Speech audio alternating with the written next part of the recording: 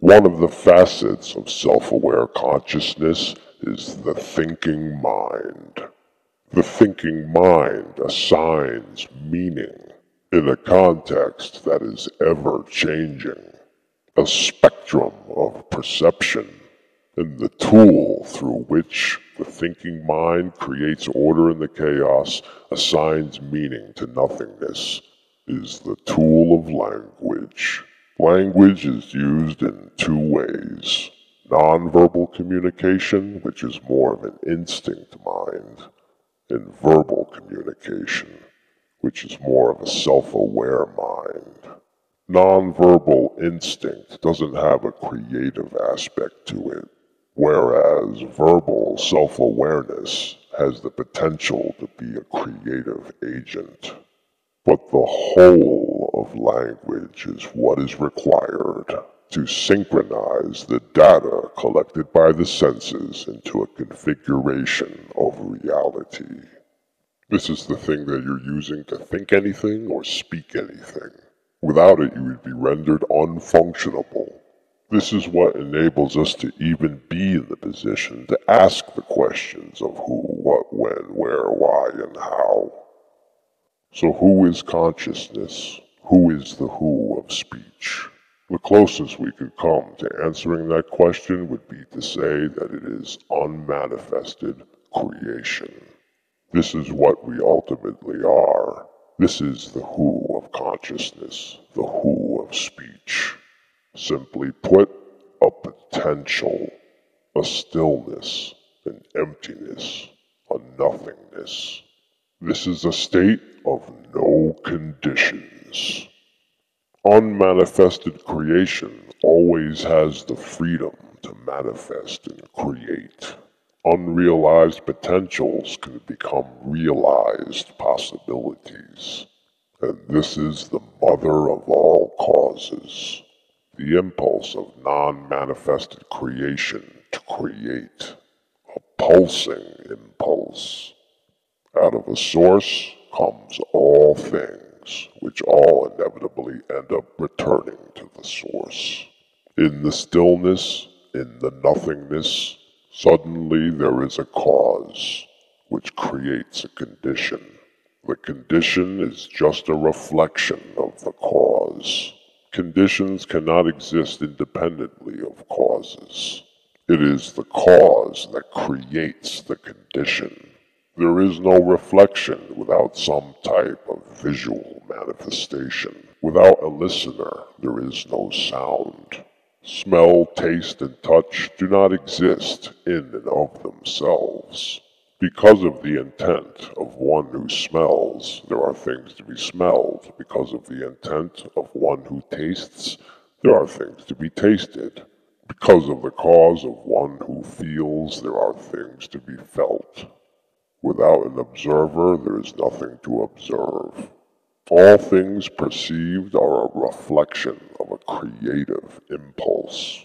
The who of consciousness, the who of speech, is a conscious point of perception, an instrument that creates causes, which therein return an experience of a condition. The sense organs are instruments that experience the effects of the causes made by the point of perception. So it is the perception that creates the vibrations that are then picked up and interpreted by the senses. The most basic function that a point of perception has is to make a cause, is an action. And so it is actions that ultimately give birth to communication. You've heard the saying, actions speak louder than words, and this is rightly so. Nothing speaks as loud and clear as an action. No words are necessary. The action speaks for itself. An action is taken which creates vibrations that are reflected into the sense organs. The action is then met with a reaction or a counteraction. This in itself is a raw form of communication.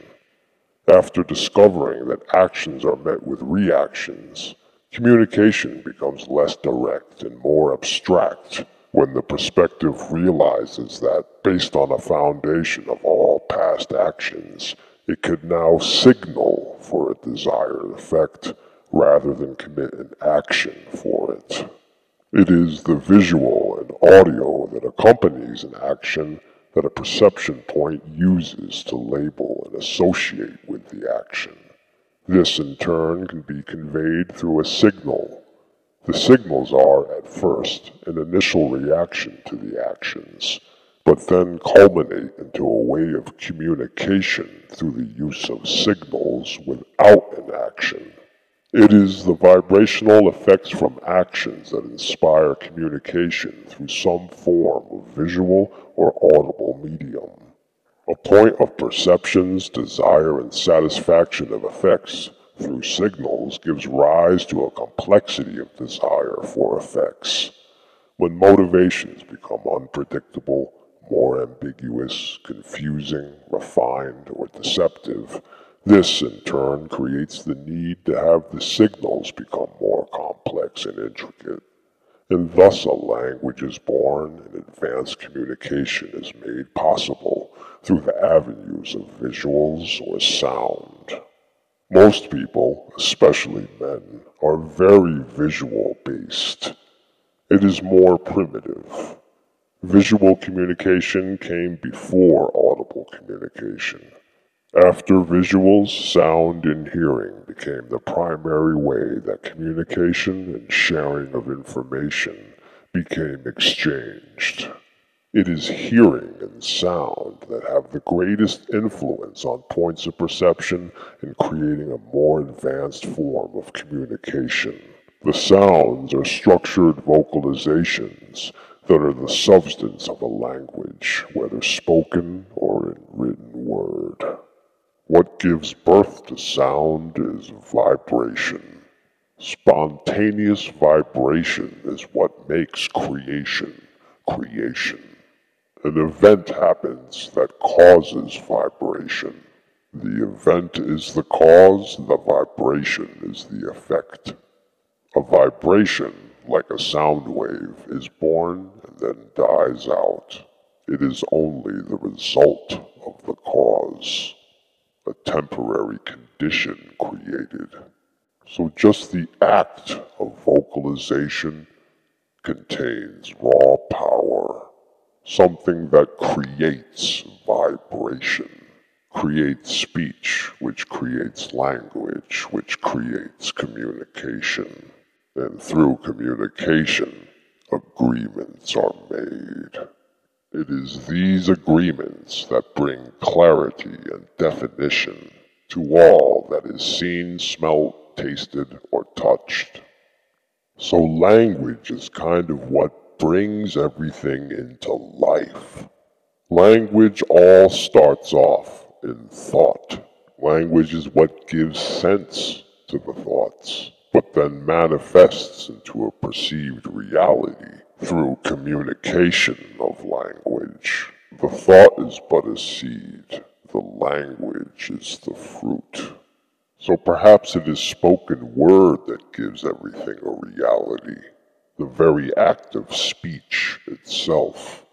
Speech and language and words are used for communication, but perhaps that's their secondary function, their primary function being to create a reality, thoughts coming to life. And could it be that a lot of people have forgotten this, forgetting that anything that is anything is only anything through agreement? Language agrees upon a description, which then becomes a culture. So it is only through language that things take on any kind of meaning. And meanings are meanings through agreements. And then, of course, there are disagreements. We do not all share the same agreement, and this is why there is disharmony. Many ill words spoken.